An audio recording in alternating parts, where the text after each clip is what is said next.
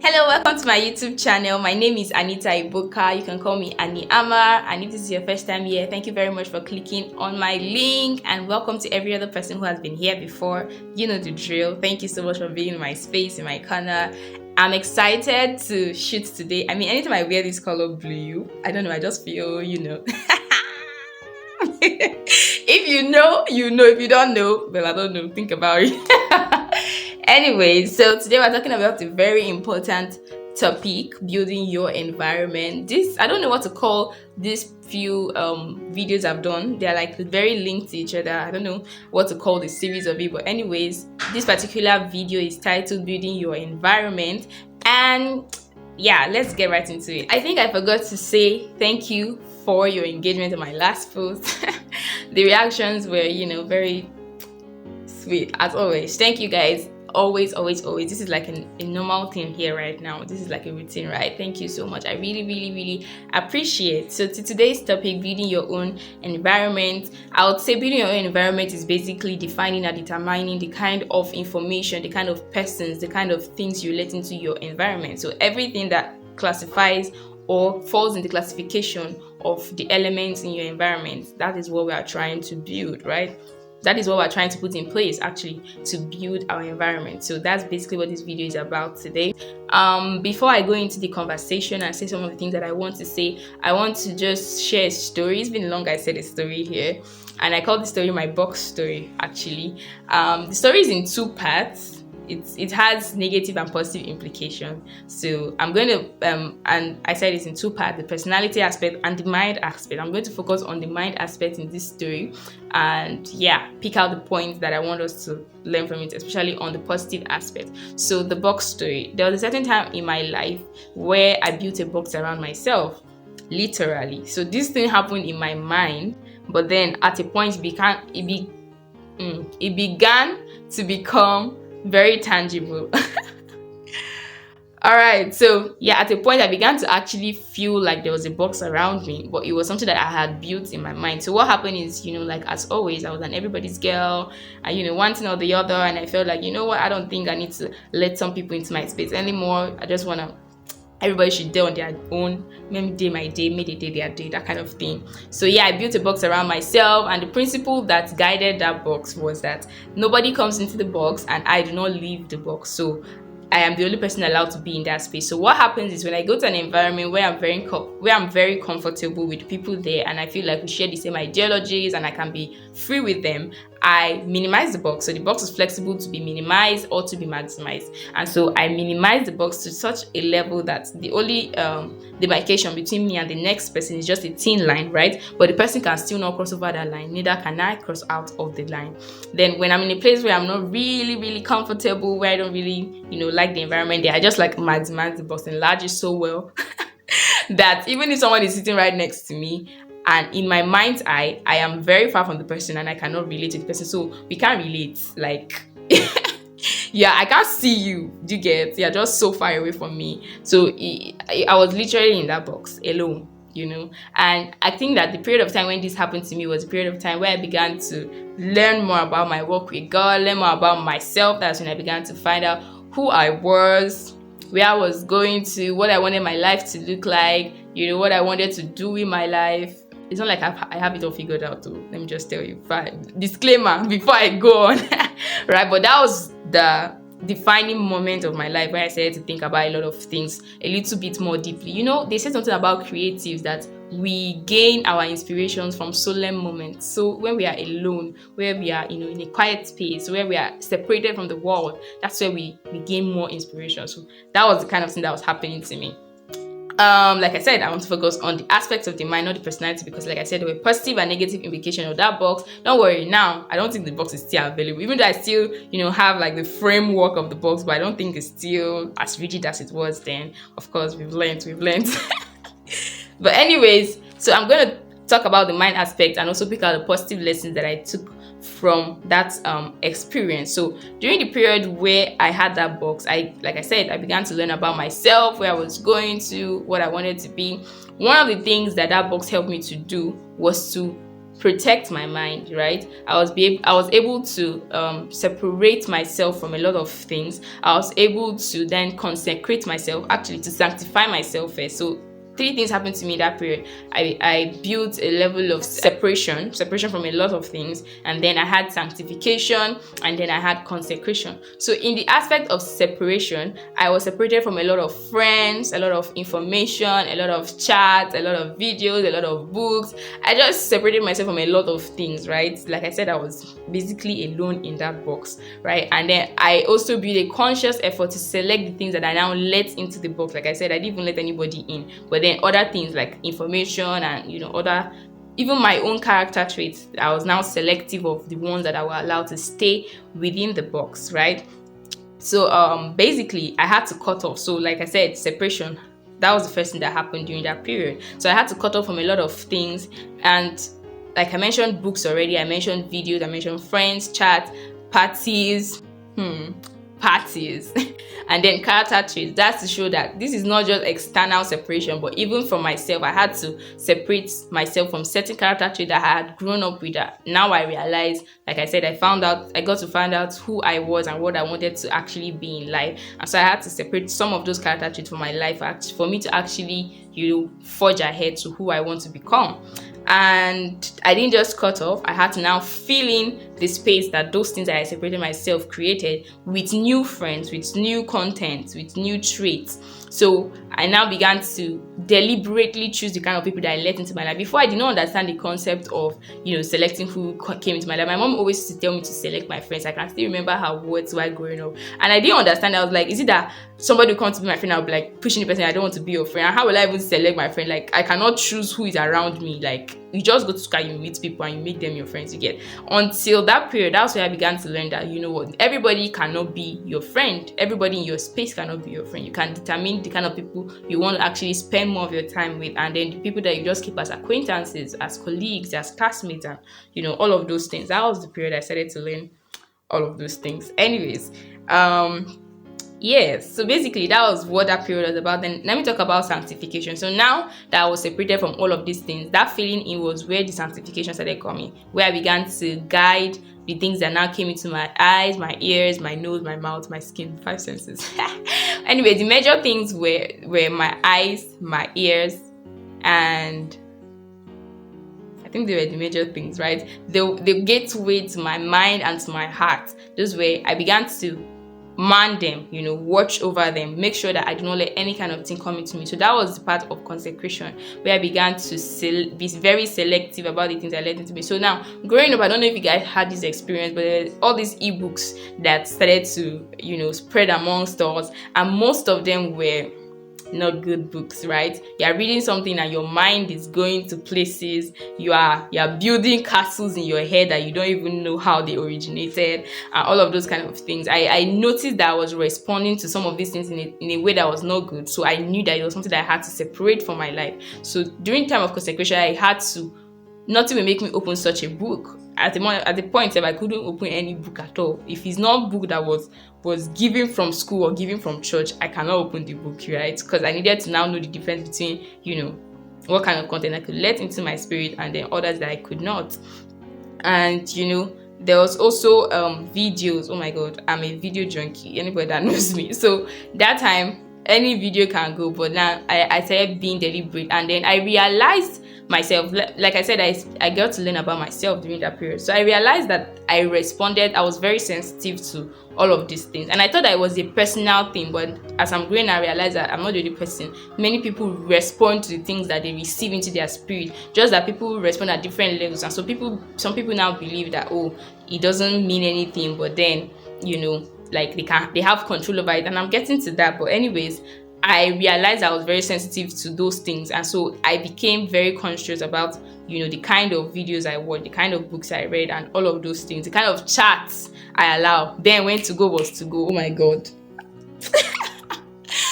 Oh my God, have you ever thought about some things that you allowed in your life and then you just be like, kai, you wasted time, you were foolish. Yeah, I had that period. So yes, that was just basically what happened in those times. And then I already mentioned traits, right? So I had to start dropping some trade. That was the consecration part. And then the sanctification part. Sorry, was I mentioning consecration all this while? Sanctification part. So I had to now be letting go of the things that were not good in me, right? This one was not external things, but intrinsic things, intrinsic character traits that I had to let go of to, really open myself up to now fill up with the good things. Now that's where consecration came, where I started to select the things. I just hope I did not mumble up a lot of things. So the first thing that happened was separation. After separation was sanctification before consecration, right? So the separation was cutting off from those things. The sanctification was cleansing my own self from the inside out, my traits, and then the consecration was now being very deliberate about the things that are now let into me to fill up the space that I have created by cutting off from certain things, separating myself from certain things. Now, I'm going to read out some points I put down while I go on in this conversation. So one of the points is, if you know where you're going to, you have to be intentional about what you let into your heart and mind through your eyes, ears, and I mentioned the other five senses, parts of the five senses: skin, mouth, and nose, every part of your body, right? So the last video I talked about, knowing where you're going to, I think that was the video I spoke about comparison and the rest. So it's just similar to what I'm saying here. When you know where you're going to, you be intentional about the things that you let into you, right? Because now you know that everything, this saying that says garbage in is garbage out, everything you let into you is what you're going to deliver, right? And you know that for every kind of lifestyle you admire, there was an input before you could see that result, before you could see that output, right? So if you now know, this is kind of, like I said, during that period, that was when I got to find out who I was. So I now knew my flaws, I now knew my weaknesses, I now knew my strength, and I knew who I wanted to be. So it also fueled my decision to, separate myself from certain things and then select the kind of things I now let into myself. Then the next thing was social media. So I used to say I've never really been a social media person. Now this is like, I don't know how to explain it, because when I was growing up, I obviously had what every child will have. When something comes up, you're just curious, you want to be a part.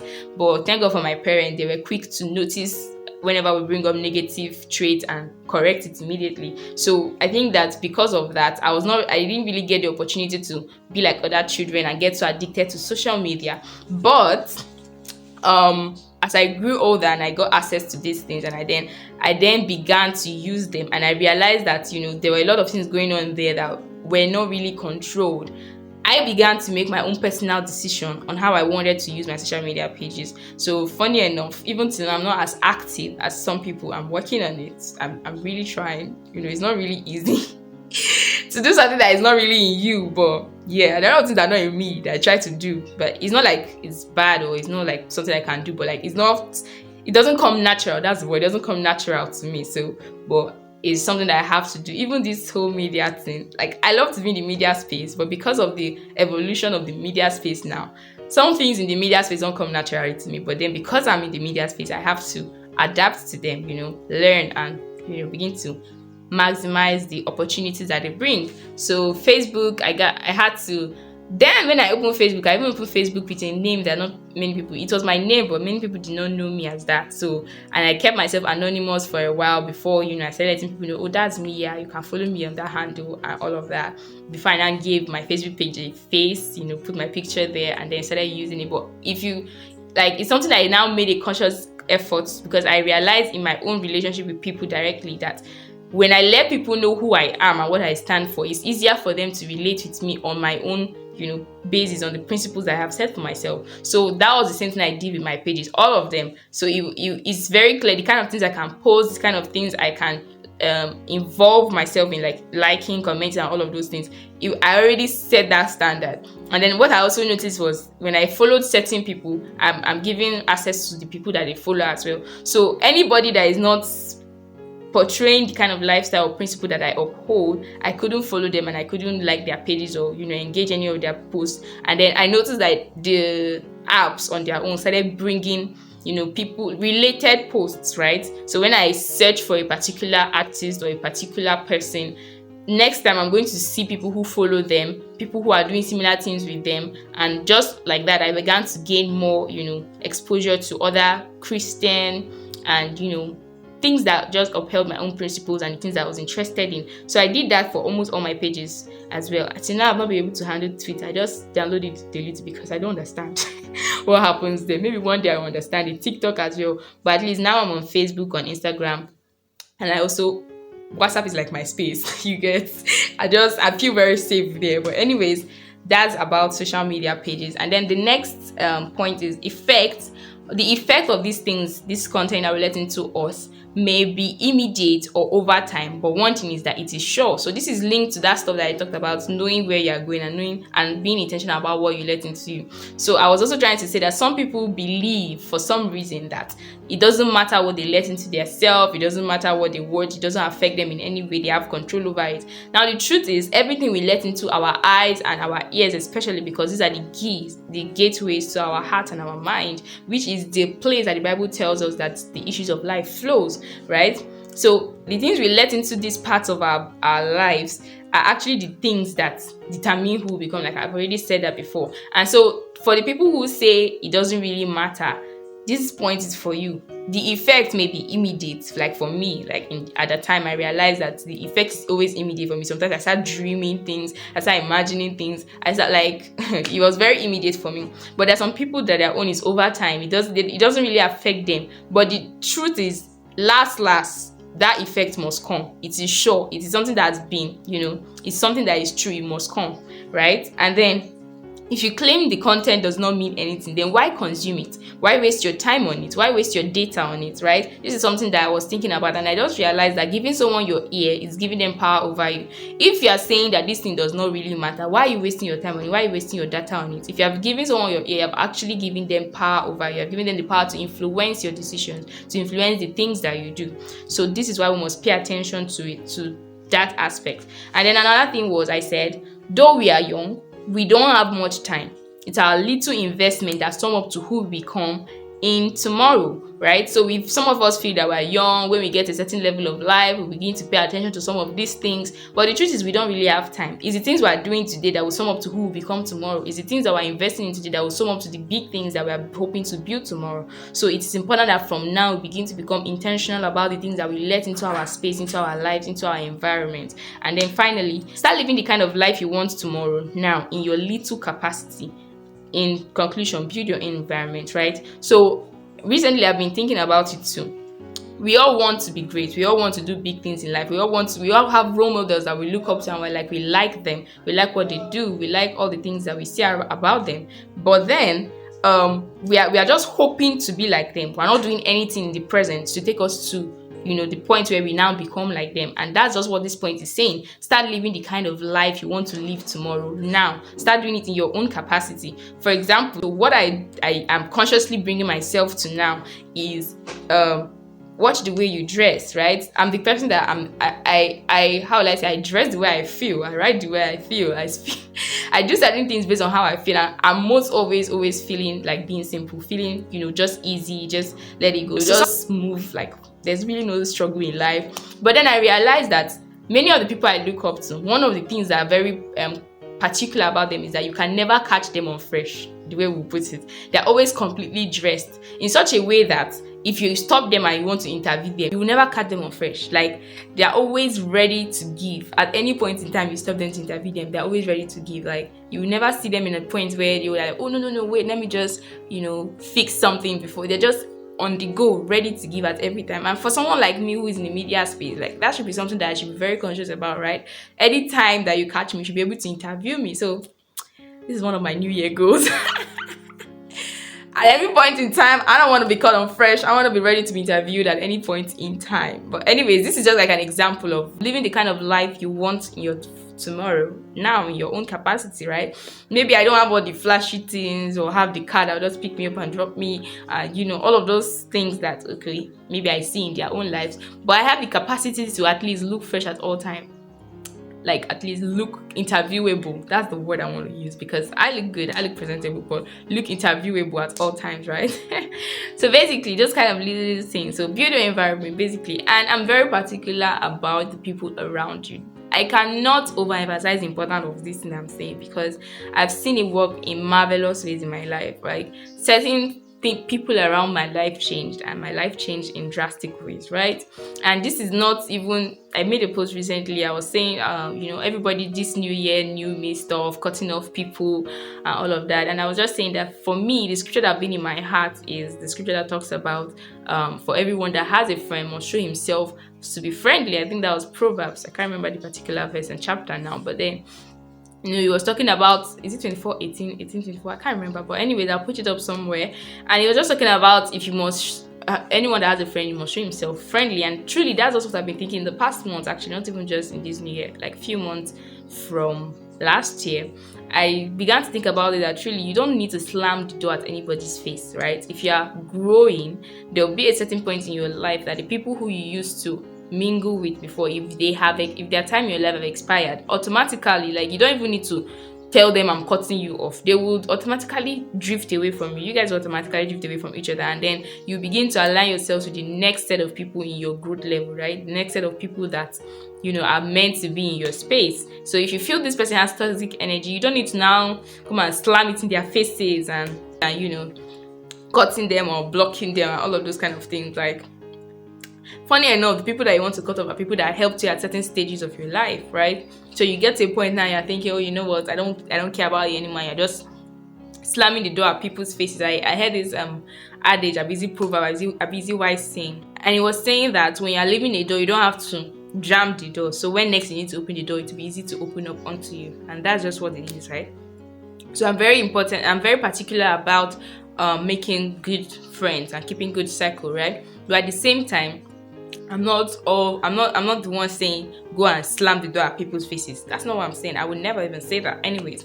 But anyways, be intentional about the people you let in your life, the conversations. Actually, for me, it's even conversations, right? Because certain people can be in your life, but they know your boundaries, they know your principles, they know the things that you stand for, you uphold. So it's something that I believe in, and it's something that one of my friends always used to say. He used to say that when you get into a new environment, let people know who you are, let people know what you stand for, so that they don't begin to bring things that are not consistent with your beliefs, consistent with your ideologies, and then you're now cutting the gap, trying to compromise and stuff, or trying to slam it at people's faces.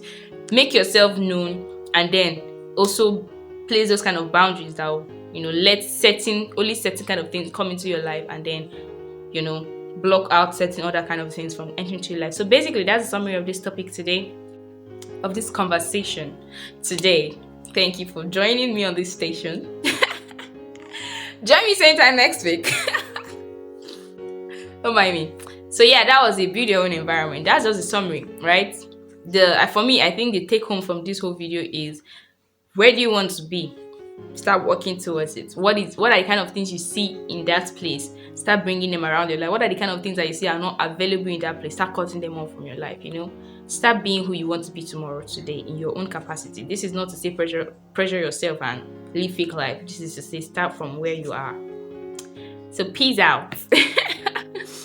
I don't know what just happened, but anyways, yeah, this is the end of this video. I hope you enjoyed it. Please give it a thumbs up if you did. Comment, share what you think about this topic in the comment section. Share to your friends, right? You guys, if anything I've said in this channel since I started has touched you, has blessed you, and you think that this is something worth listening to, the least you can do is to share to your friends, right? Let people know that there's someone young like us who is looking out for the good of every young person out there, because basically that's what I want, right? I realize that a lot of us are confused. We need guidance, and there's no guidance. And it's not like I'm even saying I have it all figured out, but certain things that I've learned and observed in my own life, I'm out here sharing it. So let your friends know about me so they can come here as well. And of course, see you in my next video. Ciao. It's a privilege, always a privilege and an honor to be in front of your screen. So anytime you see my link, just know that I'm honored when you click it. Thank you. Mwah.